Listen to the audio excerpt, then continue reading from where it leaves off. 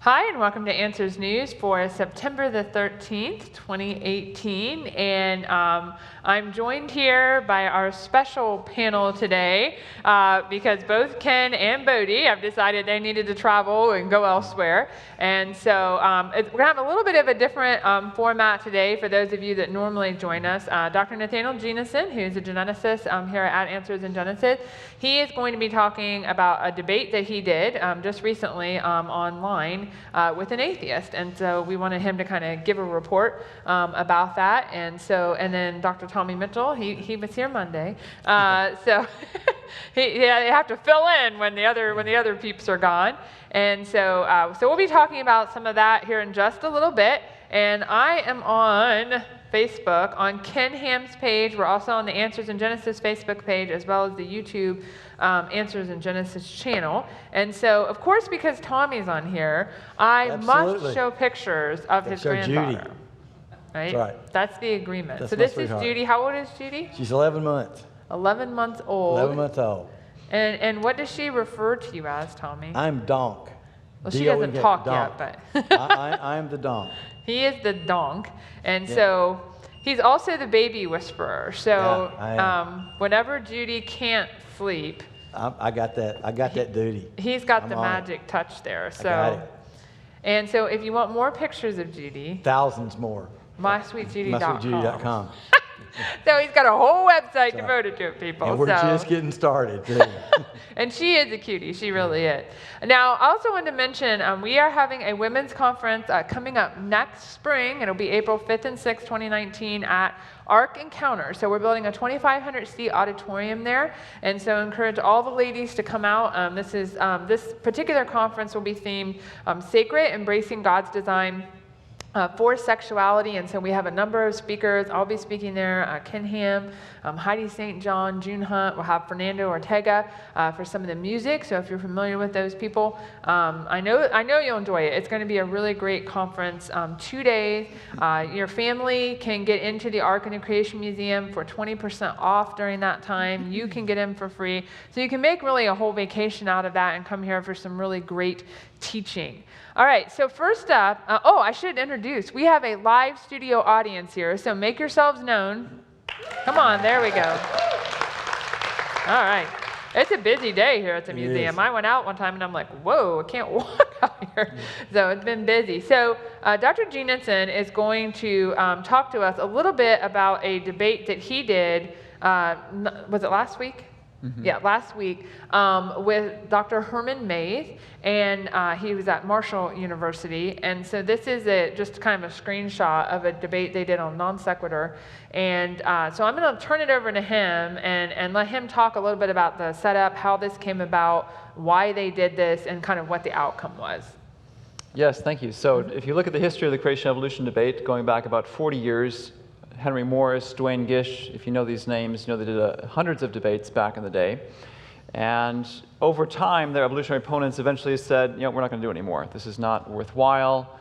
I think Gish did very well. I think it was Stephen Jay Gould who said, the best we can do in these debates is a tie. A tie doesn't help evolution.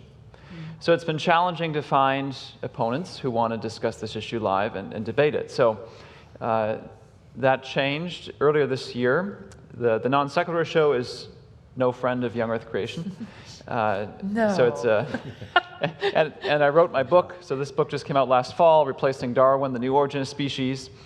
And I wrote it really for an audience that does not agree with me. So I was quite happy to have an opportunity to speak to folks on a show that explicitly rejects young Earth creation. And it came about, they contacted us saying, would you be willing to debate this topic? I said, sure. I specifically asked for Dr. Mays. He had done previous debates. I thought he handled himself very kindly. He was willing to do it. He's an expert in this. I respect his work. I've got one of the papers he published looking at the DNA sequence of the Sumatran rhinoceros. And my goal in all this is to make the science as accurate as possible. So I regularly solicit people to give me critical feedback. So we set a date for September 5, so just over a week ago, and explicitly made the focus, we even put it in the contract, saying it's not going to be your typical debate, it's going to be a review of this book. So we're going to get up, we're each going to give an opening presentation, and then let's talk about whether it's right or wrong. And unexpectedly, but I think in the end really helped, the non sequitur show had the night before sort of an introduction to this topic. So it was the two hosts, again, neither are creationists, plus an atheist, and then another critic of Answers in Genesis to review the science of it. And it actually turned out very fairly. They said, we're not here to criticize it. The debate is tomorrow night. We just want people to follow the science. So I thank people for that publicly. And was hoping then we could spend Wednesday night, the 5th, discussing very slowly and carefully, and maybe even over several weeks, what the science was to help everyone follow along. It turned out very differently, and my first clue that this turned out very differently was a couple hours before we were set to go. So it was an 8 p.m. debate. About 5 o'clock, they sent me the slides. By 7 o'clock, I'm able to review them, the slides of my opponent, Dr. Mays. And the first tip-off was they were very similar to the slides he gave in January of that year. So this is before he was ever contacted about reviewing the book. And I had watched his previous debates, and so I knew what was in the slides, I knew the references, I knew what they said, I knew whether or not they related to my book, and I knew that they did not address the arguments in my book. I thought, uh-oh, what are we going to do? And you can ask some of the IT and AV guys here. I was rather flabbergasted talking to them about 7 o'clock, an hour before we go live, saying, the guy hasn't addressed anything in the book. What are we going to do? So there was a significant shift from the original plan. So we each did our opening presentation. What I tried to do in mine was just to show the relevance of this book and the wider creation-evolution debate. So here's something many may not know. If you look at the last 40 years, what is the main thing evolutionists have said is the problem with creation science? What is the main demand they've made of creation scientists? And the main demand they've made, in essence, is it's not enough to criticize evolution.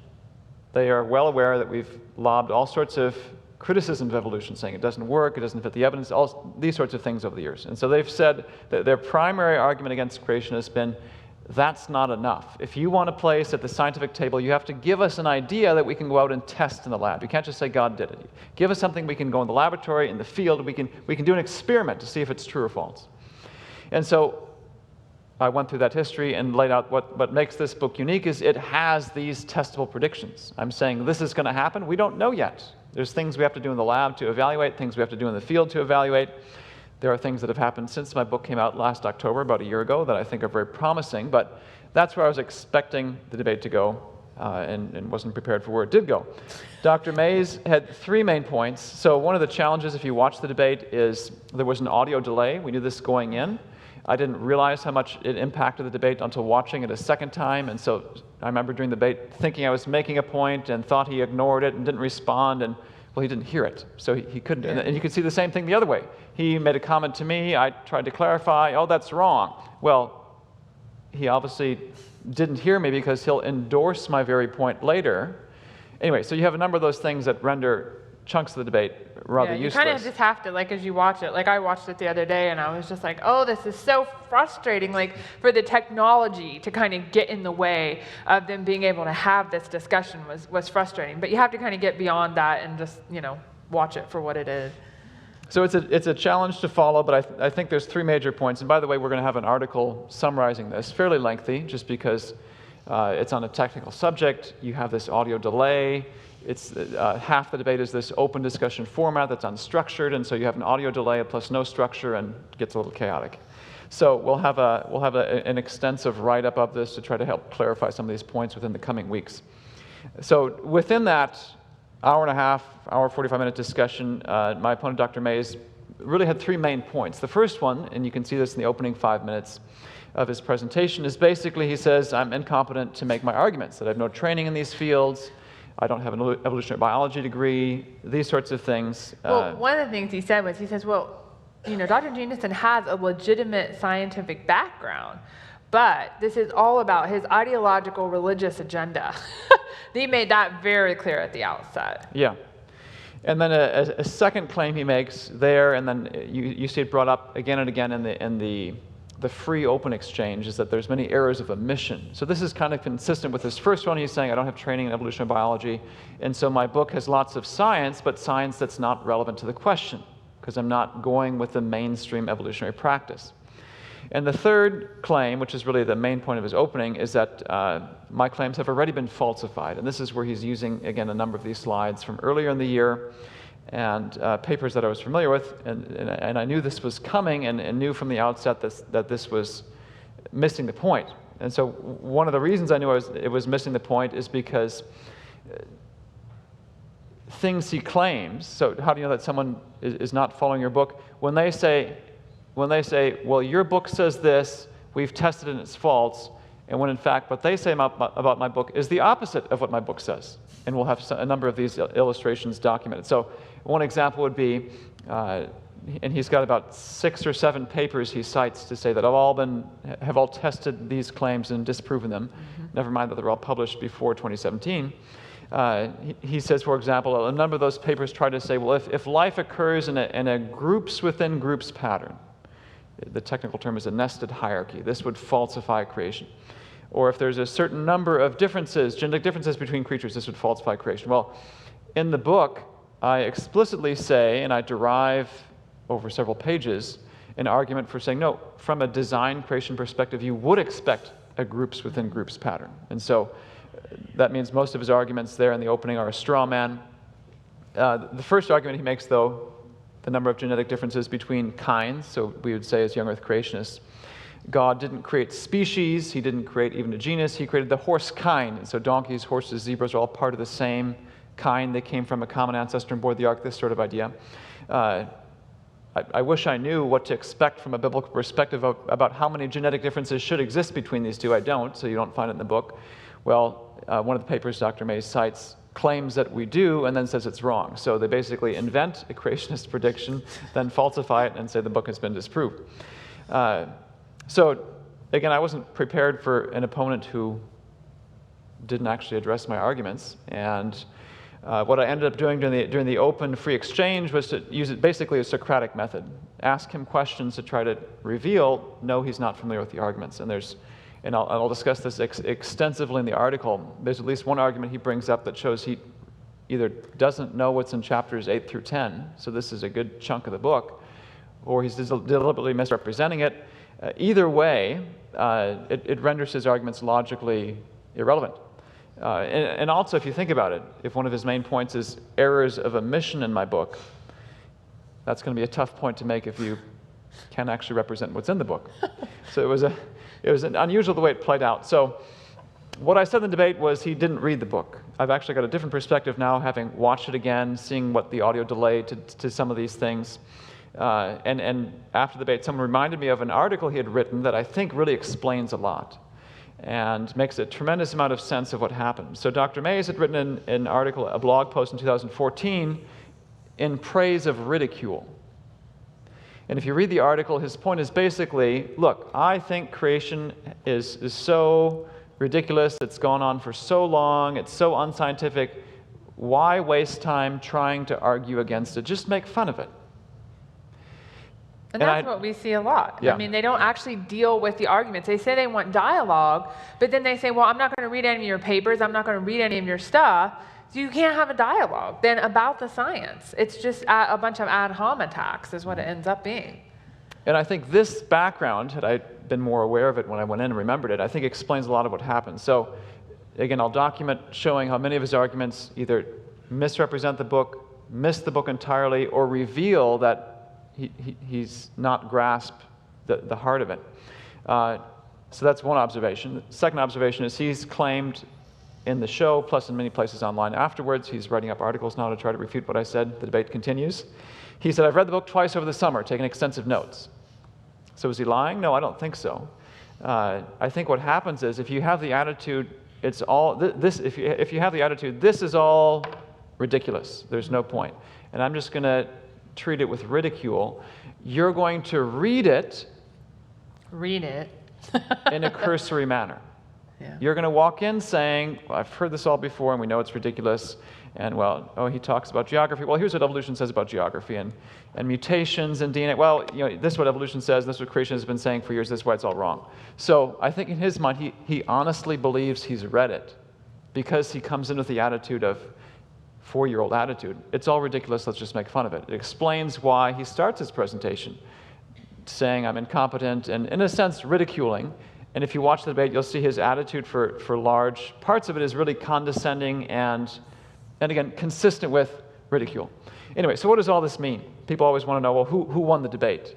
I think evolutionists, the faithful evolutionists, will look at this and say, well, just like any political debate, if you're fully on board, you smacked him up, you did a great job, made fun of him, that's what he deserves.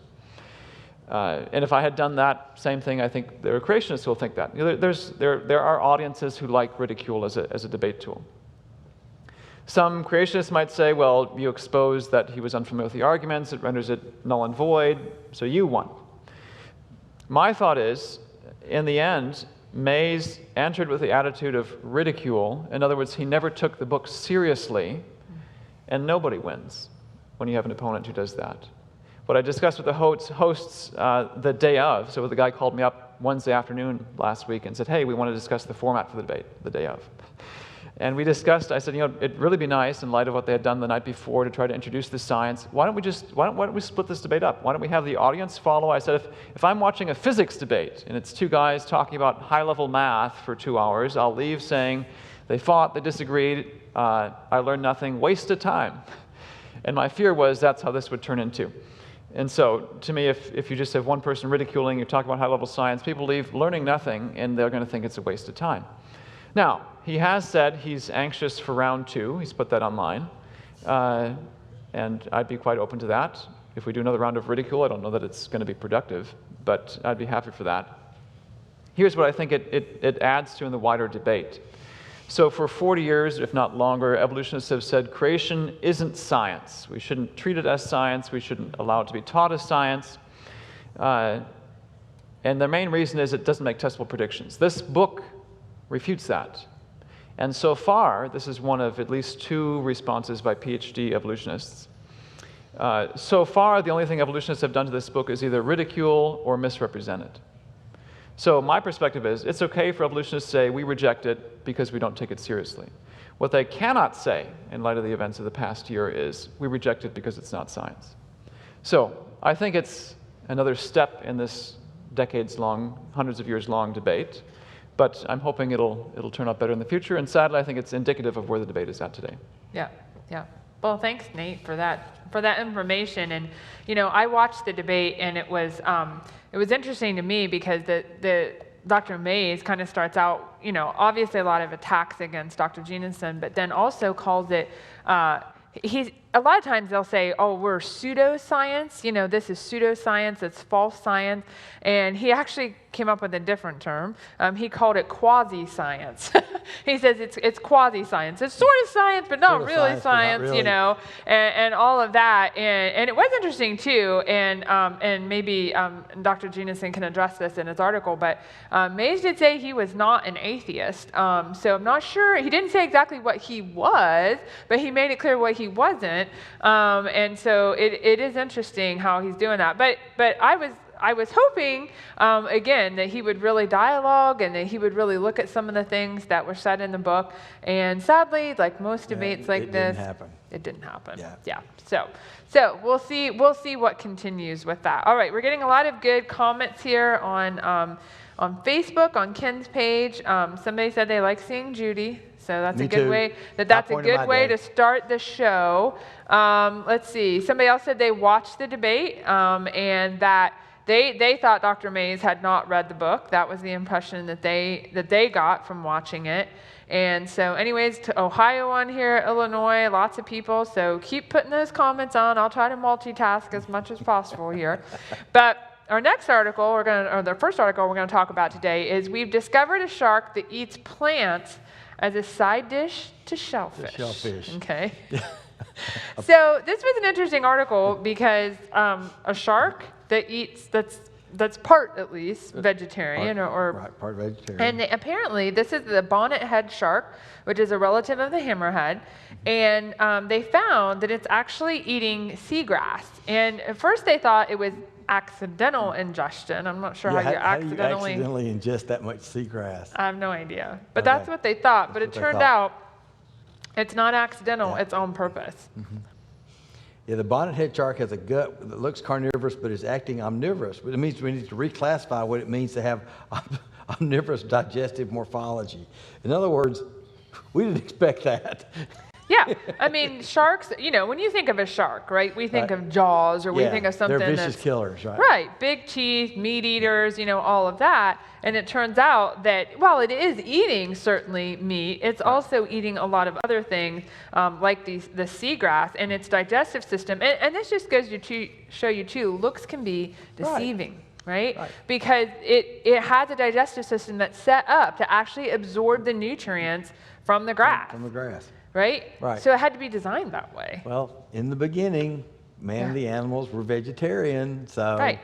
yeah. So this is just now, like I say, after the fall, it would have eaten other things. It would, you know, and things that it wasn't originally designed to eat. But it's obviously been designed.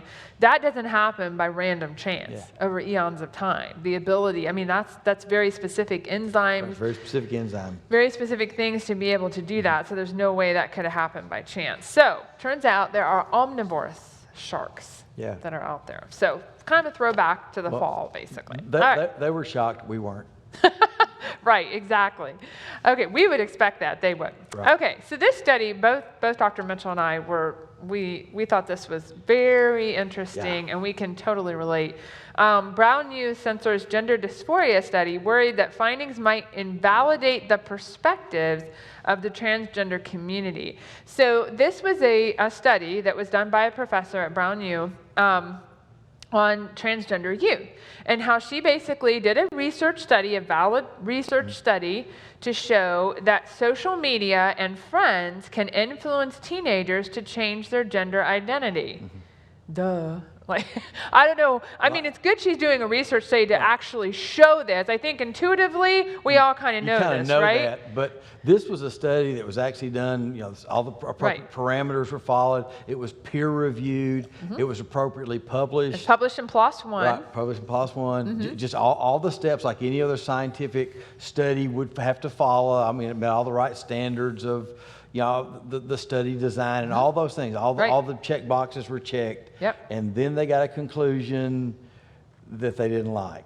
Yeah. Well, she might have been okay with the conclusion, but the folks at Brown. Right. The folks around her, the folks at Brown, even the folks at PLOS One, the folks obviously in the transgender community felt the study was transphobic. And I'm like, studies don't have feelings. Yeah. Yeah. Facts don't care about your feelings. It's just this is the way it is. Facts are facts. I mean, research is research, and evidence is evidence, and so that's what's really interesting about this. And it's not like we didn't know that peer pressure can influence teenagers. Sure. I mean, we have seen this over and over again. Y'all, a bunch of you are shaking your heads like, yeah, we know, right? I mean, we've seen this sadly with things like anorexia, suicide, even teen pregnancies. Right. This is pretty common, because to be accepted, if this is what's popular, then they'll do that. I mean, especially if they don't, I'm not saying every teenager is going to do this, obviously. But there's that pressure there to conform, to be part of the group. Everybody wants to sort of feel accepted in their little peer group. That's very common among teenagers. Common among adults too. Right. But teenagers are very susceptible to that. Right. And they even said that a lot of these young people that they studied, their parents reported that the students who were immersed in social media, such as binge watching YouTube transition videos and excessive use of Tumblr. I don't even know what that is, but anyway, some app on your phone. And so that's the thing, is they're literally immersing themselves and then sadly becoming convinced that they have these thoughts and ideas now. So it's really sad. And there was a really good article written by a former dean of Harvard Medical School. So this is no dummy, right? He says, I question Brown's failure to defend Lisa Lippman, who is the professor that put out this dysphoria study. And we can relate to this. Absolutely. Yeah. Absolutely. Because as creation scientists, I mean, we're ridiculed. Just like Dr. Jeanson said, right? We're ridiculed. We're not allowed to publish in peer-reviewed scientific, like secular journals. Right. None of that. Well, the thing is, as soon as you're labeled creationist, that's sort of the key word or whatever. They just dismiss you out of hand. Right. Because they say anything you do can't be science. And what gets me is that, you know, no one at least, not Brown University, not PLOS One, nobody's defending her. And even though she came to conclusions that might be contrary to the, political correctness of our day, they should be defending her. This is academic freedom. This is what you should have the right to do. This is what one of the university deans wrote when they sort of, when they backed away from the study. But it says the findings, quote, might invalidate the perspectives of members of the transgender community, unquote, a university dean wrote. And that is important. Why? Here's the study. It's been peer reviewed. It's published appropriately. It's checked all the boxes. Here's the data. This is what the data shows. Well, we can't be exposed to this idea because it might invalidate what you already feel or believe. Right. Yeah. That's the way it is. I didn't know that's the way science worked. Yeah. I know.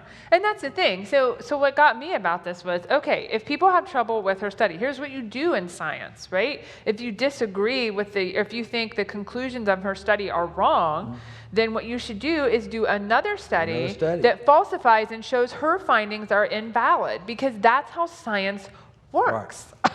That's how you do science. But instead, what they want to do, and this is rich, okay? Yeah. So the dean's letter, the dean of Brown U, wants a future symposium with a panel of experts who will present the latest research in this area and define directions for future work. Input is sought from faculty, staff, and students about the composition of this panel and the scope of discussion.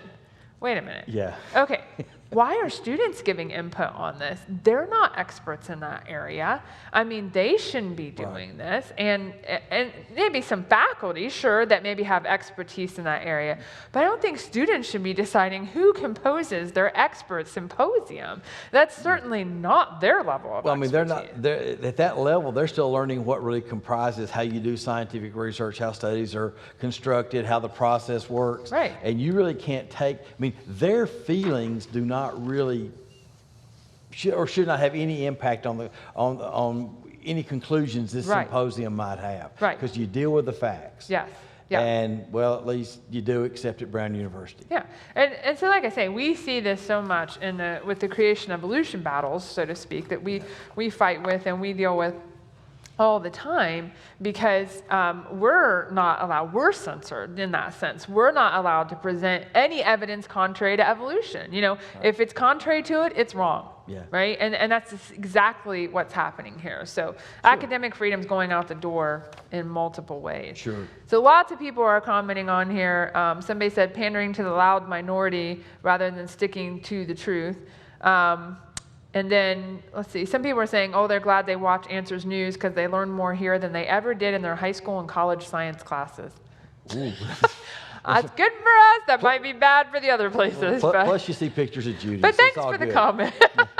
Okay. ACLU of Kentucky prepares to fight back as religion becomes more prominent in state schools. And so this is about a new effort in the state of Kentucky to put "In God We Trust," which is the motto, okay, in Kentucky's public schools, that it would be displayed prominently in places like the cafeteria or a hallway. And they don't want that to happen. And they don't want that to happen. No. I guess we shouldn't look at our money or anything. Yeah, money, coins, I mean, it is our national motto, people. I mean, it's not like they're coming up with some sort of Christian phrase or something like that to put there. Right. It is what it is. I mean, and they are trying to fight against. And they are trying to fight against that. Right, that it is our national motto. But what was interesting to me in this article was it says religious ideals and beliefs. This is from the ACLU, which is the American Civil Liberties Union. Religious ideals and beliefs and the study of religious texts and prayer is something that should be left to parents and churches and not government or school officials. Oh, well, I guess we shouldn't let them study evolution or transgenderism or all these things, because that's the religion of humanism. That's exactly right. That's the secular religion of our day. Right. So that's fine if you don't want to discuss those things. You discuss prayer or discuss the Bible or anything, but then you have to throw out a lot of other things too. You have to make it a level playing field. Yeah. And that's it just seems like that's a drum we've been beating a lot on Answers News recently, is that whole idea that, well, if I don't believe in God, I'm not religious. No, you are. you are. That is your religion. Your religion is not believing in God. It is a belief system that you have, just as much as Christianity is a belief system that there is a God. Okay, House candidate stands firm amid sermon scrutiny. So this is in North Carolina. So this is Mark Harris is a congressional candidate in the state of North Carolina, and he was formerly a Baptist pastor. And so now, of course, guess what's happening? They're going back and they're scrutinizing his sermons that he gave, which are probably available in either written or... They probably have them archived on the church website. A lot of churches do that. Yeah. And so amazingly enough, he speaks against, he speaks for the biblical definition of marriage, for the biblical definition of family, and that people are appalled. Yeah, right? They're kind of losing their minds. And the article, and it's true, it's kind of like this congressional candidate, Mark Harris, is kind of like, well, of course I'm saying those things because that's what the Bible says. Yeah. And one of the things that this article kind of points out is just the great biblical illiteracy that's in our culture. Like, it's almost like they don't even know. Like, they're just thinking that's his opinion. Mm-hmm. No, that's not his opinion. I mean, it is his opinion, but it is because... But it's because of what Scripture tells him. That's what you read in God's Word. But yeah, it is funny that they're attacking him for speaking and preaching the Bible, but that's what he's been called to do. I mean, right, exactly. Yeah. And two, they tend to twist things because they just don't understand the biblical context in which it's written. Like even talking about, he talked about how a woman's core calling is in being, a married woman and being a wife and a mother, but that she can do anything professionally. Sure. Yeah, true. I mean, there's nothing, I would 100% agree with that as a working wife and mom myself. He didn't say anything that, first of all, everything was biblical, and honestly, but again, our society is so rebelling against those ideas. Anytime you hear the word submission, you think that the old thing about he's saying women are less than men, and he never said anything even remotely like that. No. But it's really convenient to interpret what you think the person said. Well, and they want to put their own ideas. Well, if you use the word submission, like a wife must submit to her husband, oh, that submit word, that's a bad word. But they put their ideas of what submit means onto it instead of what the Bible says. And so it is, I don't necessarily feel sorry for these people, but it is interesting how much scrutiny they have to undergo. And Harris, though, the congressional candidate, he advised other pastors to stick with the word. Right? Yeah. That's what I've been able to rely on, and I really think it has been what has caused us to be able to answer the attacks. Yeah. Yes, I mean, thank you, because, and that's what we're all about here at Answers in Genesis, about equipping helping people to defend the faith, defend against those attacks, and so absolutely we can agree with you. Well, I will be back on Monday. He's leaving. Now he's going to travel, okay? So I'll be back next Thursday. I'll have more pictures of you. Yeah, you'll be back on Thursday. But you'll be back on Thursday. But Monday, Bodie will be back finally, and so we'll have another week without Ken here. But then he'll be back the following week, and so we'll enjoy some more guest hosts on here. So, all right. Well, that's all the time that we have today, and so we'll see you back on Monday at 2:00. Thanks.